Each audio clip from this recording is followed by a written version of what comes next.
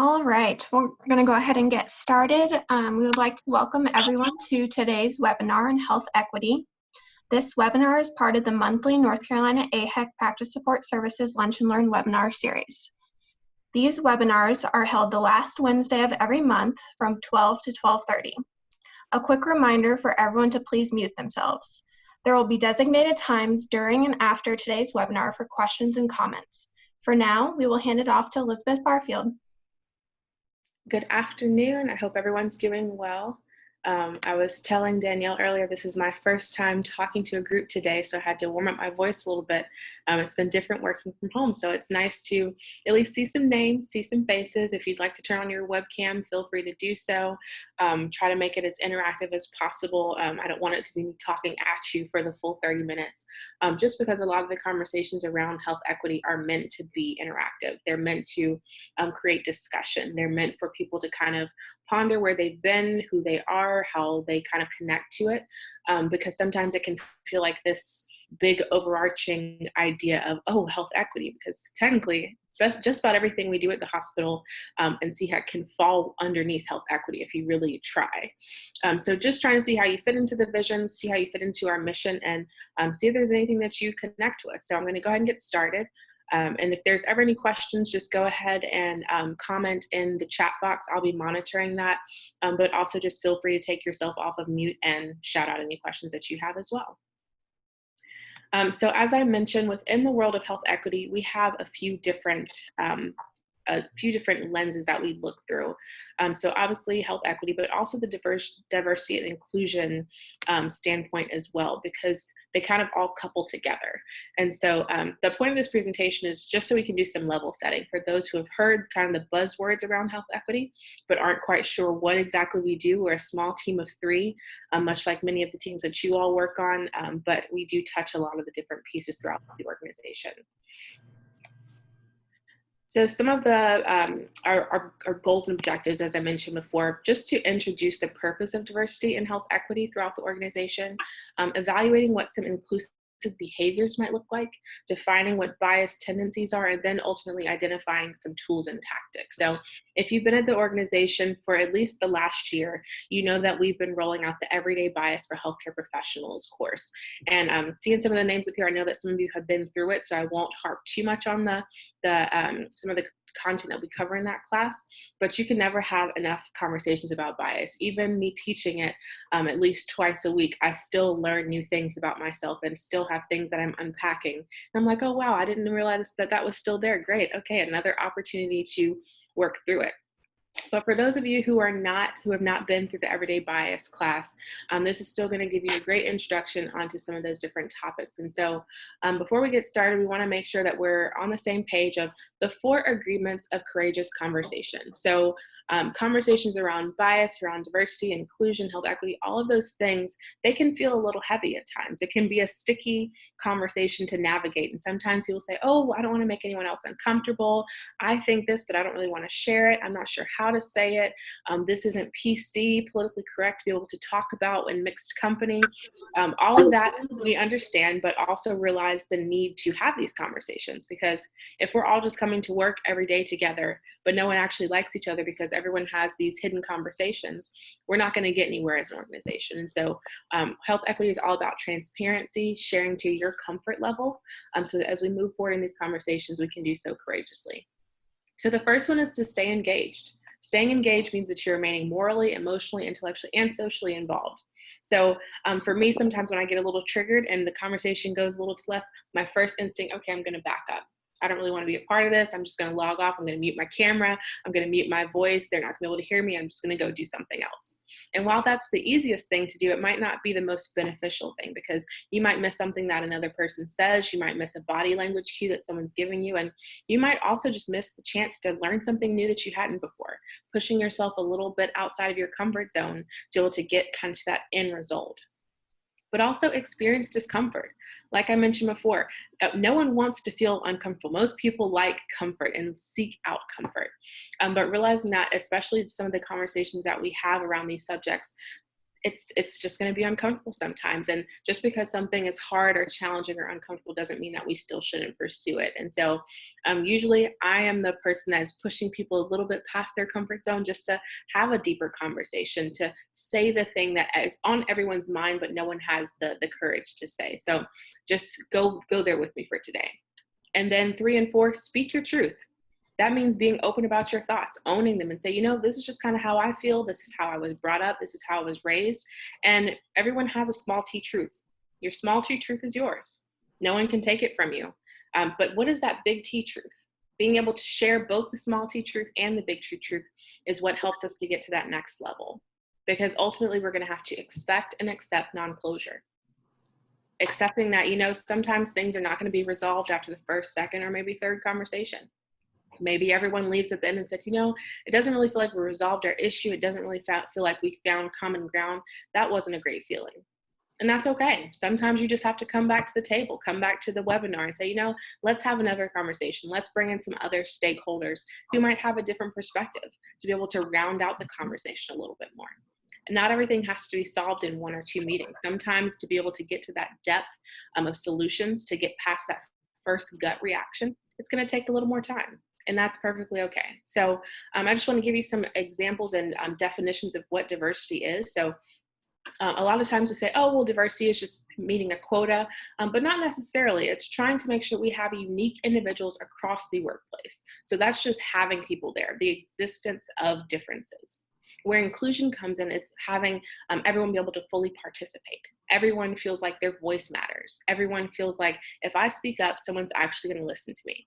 Versus saying, okay, just this subset of people, they're the ones that make the decisions, so I'm not even going to waste my breath and say anything. That's what we don't want, especially with 7,500 employees who all have different ways of looking at our organization, looking at different improvement opportunities. We want everyone to feel empowered and included in the conversation, because that helps us get to that level of belonging that a lot of organizations miss.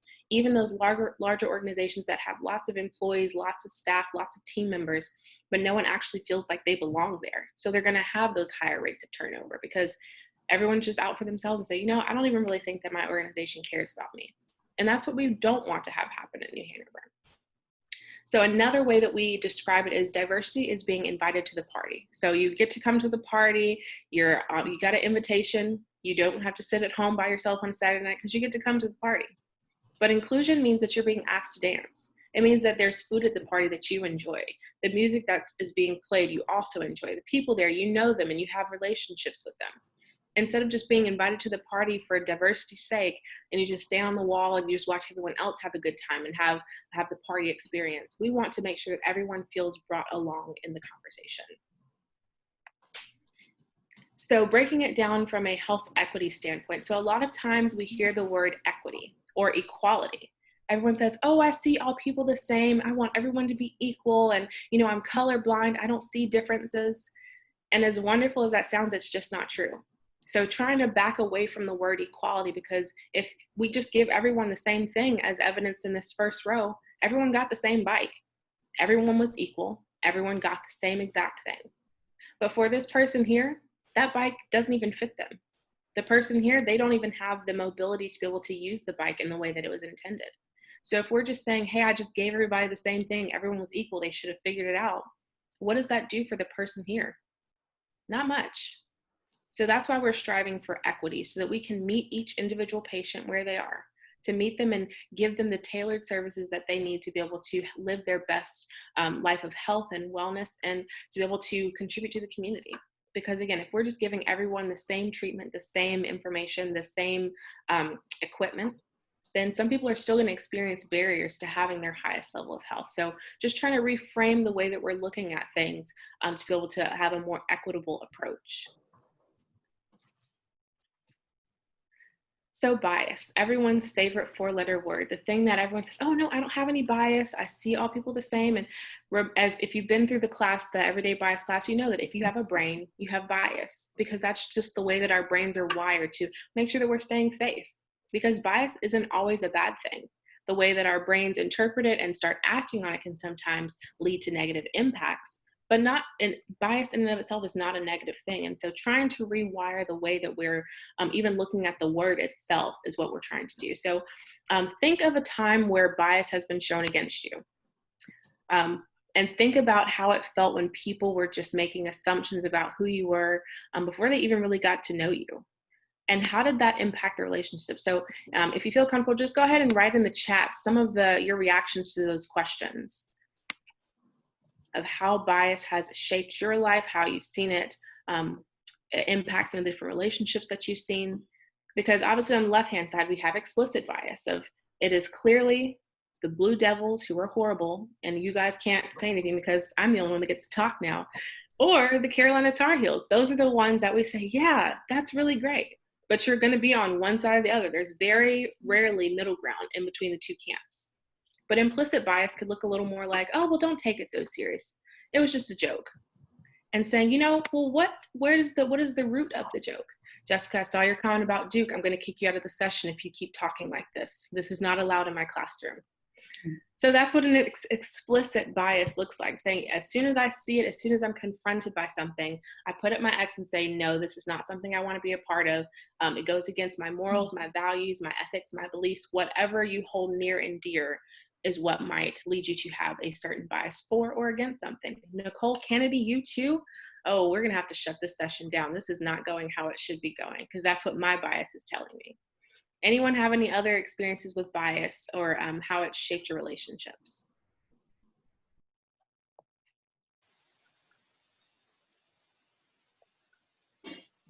All right. So I want to play this quick video for you all as well. And we're going to have a quick discussion afterwards just about how bias shows up and what things we might have seen in it. I love doing comedy. I was doing a show at Hermosa Beach at the County Magic Club, right? I leave and I'm walking to my car and it's getting a little cold, a little dark outside. So I'm thinking, let me hurry up to get to where I need to be. So I start jogging. Then this white lady with a little jogging outfit on came around the corner about 20 feet in front of me. We jogging in the same direction now. Then she looked back.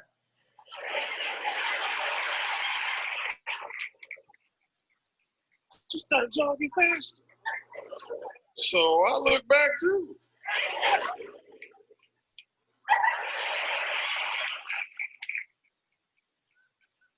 I didn't say anything back then. A white person scared of it, Michael Jr. is scared of it too.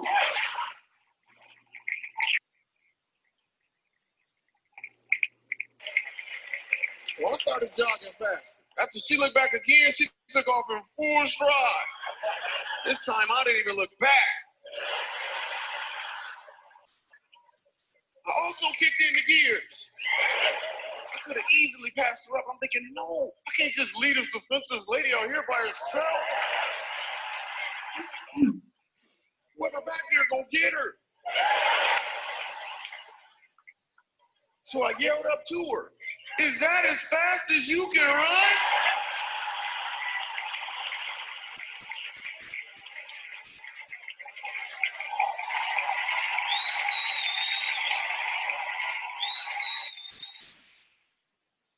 All right, so let's go ahead and take ourselves off mute and have a conversation. So what are some of the things that we saw in this video?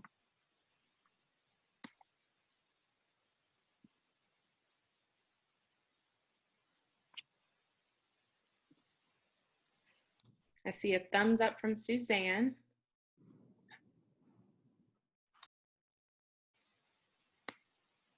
Don't all speak at once. What are some of the things we saw in this video happening? Different assumptions. Different assumptions, yeah. What else? Implicit bias, yeah. What were some of the biases that she might have had?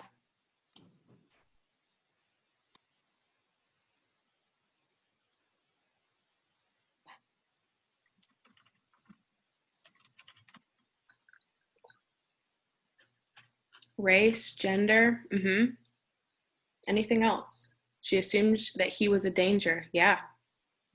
What else? What about some of the context of the situation? What is What information might she have been taking in? So there's the fact that there's a man behind her, a Black man. He's in jeans, but also running.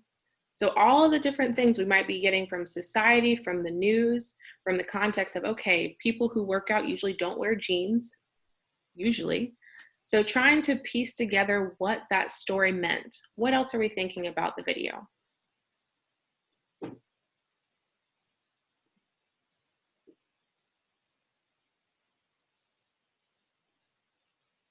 Anything else?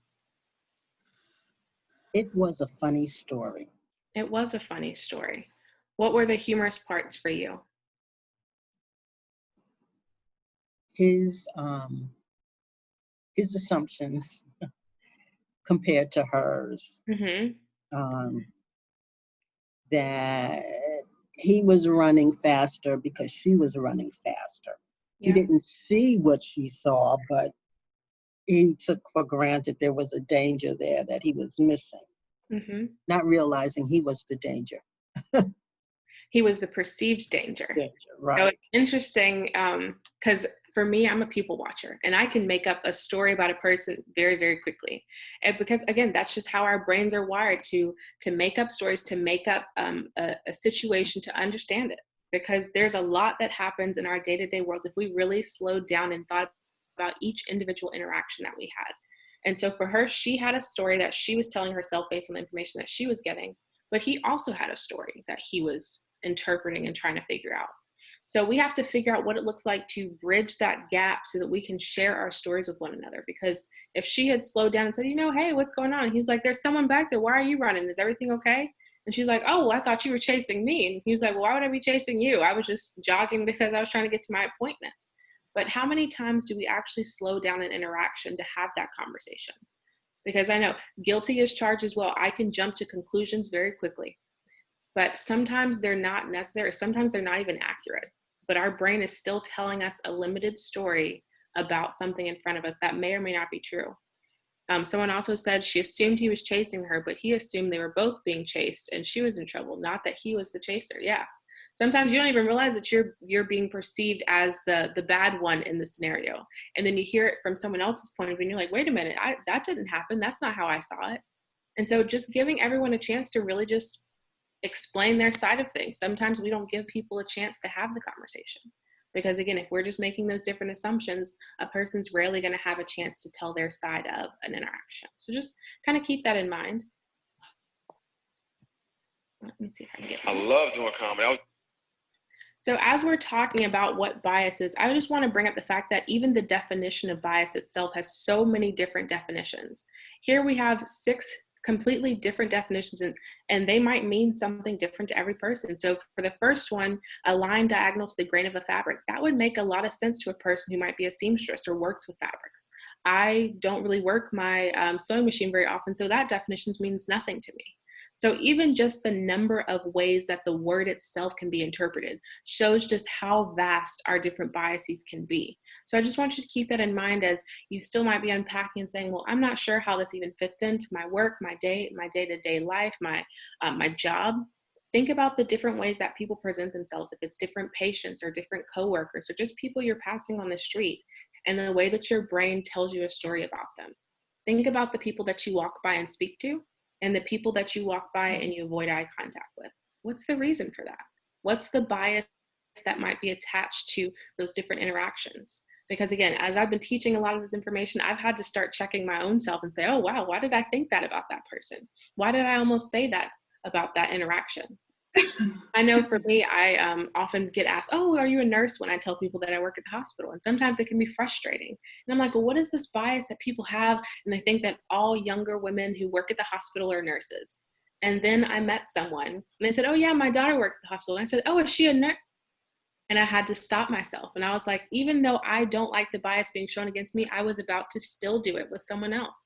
So it's all about slowing ourselves down long enough to say, okay, what is my brain actually thinking? What is the question I want to ask? We call it asking a more beautiful question. Instead of saying, oh, is she a nurse? Saying, oh, what does your daughter do? You get the same answer because the person might say, no, she's not a nurse. She actually works in IT. And then you're like, oh, okay. But also if you say, well, what does your daughter do? She works in IT. You get the same answer, but the delivery is completely different.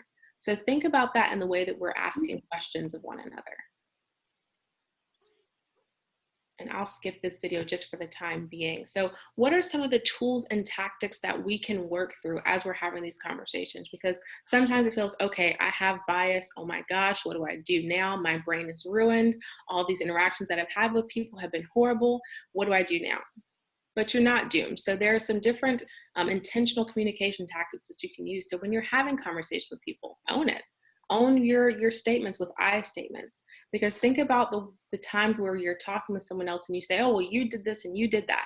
That person's defenses automatically go up and you're like, wait a minute. You don't know who I am. You don't know my story. So it's best to stick with I statements about how you're feeling, how you're interpreting things, how you're perceiving things, rather than making those stronger statements of you, we, or them. Also assuming positive intent in a conversation. In all situations with people, again, can be very challenging for myself. When I feel like someone has wronged me or done something rude or ill-willed, I'm like, okay, this person is just coming after me and I'm not sure what this is about. And sometimes that leads us to send those passive-aggressive emails that could probably be better over phone call. So trying to just assume a positive intent and say, you know, maybe that person didn't come to my meeting because they were busy, they had a death in the family, they had another conflict. It wasn't because they don't care about my initiative or my project, things like that. So trying to assume a little bit better of people when we're working with them. Also expecting and demonstrating transparency when you're not clear. It can be challenging to slow down and say, you know, actually, I'm sorry, I didn't quite understand. I spoke out of turn. Can you explain a little bit more to me your perspective? Because very few people like to admit that they're wrong, but oftentimes we're wrong. It happens. We're human beings. We're flawed characters. So it's okay to just say, you know, I didn't get that quite right. I didn't behave like I wanted to. I didn't answer in the way that was most suited. Can we have a different conversation? Because that shows that you're willing to be vulnerable and just admits, you know, I didn't get it quite right, but I want to try again. The way that you move forward is what speaks more of your character than the way sometimes that you handle a situation. So when you're looking at these two people, both of them are looking at the same number, but having a completely different perspective of it. And sometimes it feels like, you know, I'm just completely right. This person, they're just an idiot. They don't get it. Why are they saying that it's a 9 when it's obviously a 6? How can they be so dumb? This person, who taught them how to do their numbers? All the things that can run through our minds. But sometimes we have to realize and accept that, you know, someone might just have a different perspective of us. That means that we have to listen to what they're saying instead of responding. They say that we have one mouth and 2 ears for a reason to be able to do that. But that also means that you don't have to fix or save or rescue or correct another person. Just let them kind of process through the space that they're in. Because sometimes a person can be stumbling over their words and saying a lot of uncomfortable things. You're like, oh, well, actually, didn't you mean to say this? Or no, that's not quite what they meant. Just let the person get it out. And that gives them a chance to kind of clean up their words or change things around or move things around. Joe often says, you know, giving people a chance to have conversations in draft, of saying, you know, you don't have to get it perfect the first time because sometimes you're just trying to get your thoughts out, get your feelings out. But giving a person a chance just to share how they're feeling or what they're thinking really can help an interaction. Because it, again, ultimately gives them a chance to see that their perspective is right or wrong or somewhere in between and have a different conversation than just saying, oh, well, that's wrong. I don't agree with what you have to say. Giving a person a chance to really explain where they're coming from. So a few ways to reduce unconscious bias that we've seen to be effective. One of my favorite ways to kind of approach a conversation, especially when someone has kind of said something inappropriate, said something kind of off color, you just ask the person, hey, can you explain that joke to me? Can you explain what you meant by that? And usually when a person has to slow down and say, oh, well, it was just a joke and this is actually what it means, and they have to slow down and break down what the joke or inappropriate comment was, it changes the interaction and usually shows that person that the thing they said wasn't quite right or wasn't quite appropriate, and changes how the conversation goes. But when you're trying to get a hold of some of the things that you're feeling, you're thinking you might want to say, think about looking at the person from the complete opposite stereotype that you're imagining them as. That's called counter stereotypic imaging. Seeing the person saying, okay, I know that I'm assuming XYZ about this person, but what if the exact opposite was true? So in the example of the jogger and Michael B., so she was running, she said, okay, maybe he's not chasing me. And he could have said, okay, maybe she's not being chased. Completely swapping those different images and the stereotypes that they might have had could have had a different interaction. Also, individuation, seeing the person as just an individual. When we're in healthcare, we're supposed to be the ones that have empathy. That's what's supposed to separate us from the other industries. But if we're not even able to have empathy for another human being or just look at a person as an individual, what separates us? That's supposed to be the thing that we do really well. We're supposed to bring the humanity back into our practices. Sometimes we can say, oh, those are just the soft skills. Those are the things that you work on in a personal way, but not in the work environment. But I challenge that thought that those are some things that we should be working on as hard as we're working on the analytics side, of the business side. All of those things work together to create the industry that we are. Because that means we have to have an empathetic approach. We have to see each person just for the human being that they are. But if you're trying to figure out what it means to have empathy for a person that you don't really understand or know about, broaden your circle, meet some new people. There are a lot of different chat rooms. Obviously, we can't meet new people as freely as before, but if you go into different chat rooms, different Facebook groups, you can meet and hear stories from so many different people from different backgrounds, different ethnic groups, racial groups, religions, gender identity, sexual orientations, even our own employee resource groups that we have in the organization. They've still been active even during COVID, so feel free to look them up on CAPS Live under Health Equity. You can meet a ton of different people that come from different walks of life and have different experiences that would be more than willing to share some of their perspectives with you. And then lastly, that partnership building, coming alongside with our patients and collaborating as equals instead of kind of just saying, oh, well, they don't really seem engaged in their care. They don't really seem to care. I'm just going to brush them off and go on to my next patient. Really saying, you know, what can I do to help you help you? What are some of your individual goals? Getting that person connected to the process so that they see that they actually have some skin in the game. Another one of my favorites is the implicit bias test through Harvard.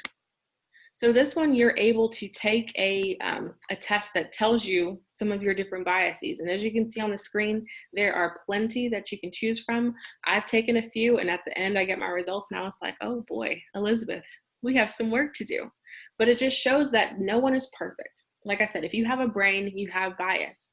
But being able to understand what biases you might have helps you to get to a different level than you might feel that you need to be at. So sometimes we can say, oh, well, no, I don't have that bias. I don't have it. But if you take the test and see, you start seeing it in your interactions. In the same way that if you're like looking for something online, all of a sudden you start seeing that different product every day on your different social media screens. People start talking about it and you're like, wow, now that I was looking for it, it's here. Same way with bias. Once you're aware of it, you have to continue to look for the ways that it's showing up in your everyday life to be able to start getting a hold of it and say, you know, this is not something I want. This is not something I want to believe or think or feel about XYZ people. Let me make a conscious effort to improve and change. We also have a really great platform within CAPS Live on our internal website called Culture Vision. Excuse me. It breaks down different information about different groups of people, different racial groups, ethnic, different languages, religions, our homeless population, those who have disabilities, some of our veteran population, all broken down into these different subgroups. So you have a certain person from a certain religious background, and maybe you want to know a little bit more about the gender roles or the family traditions before you go and work with the patient or family member, or even your coworker. You can go to Culture Vision and it will break it down and give you a place to start. So Culture Vision is not about stereotypes, but more so generalizations that prompt you to have questions.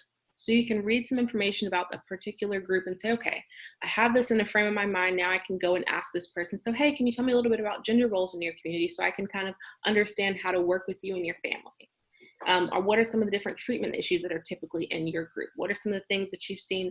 What do you think about dying or death? Having a better understanding helps you to have better conversations as well. Because sometimes we can go in cold and we can feel like we're stumbling over our words and not quite getting it right, or you might say something offensive and you don't even realize it. Culture Vision is going to be a great way for you to start doing some digging and some understanding. Because then sometimes you try to go on Google and the internet and there's no telling what you're going to find on there. So Culture Vision is a trusted resource within the organization that you can use to get more information about different groups of people. So I see that we are right out of time, but I wanted to check in to see if anyone had any questions or comments about any of the things we went over. I know it was a quick 30 minutes, but I enjoyed being able to talk with you all this afternoon. Any questions?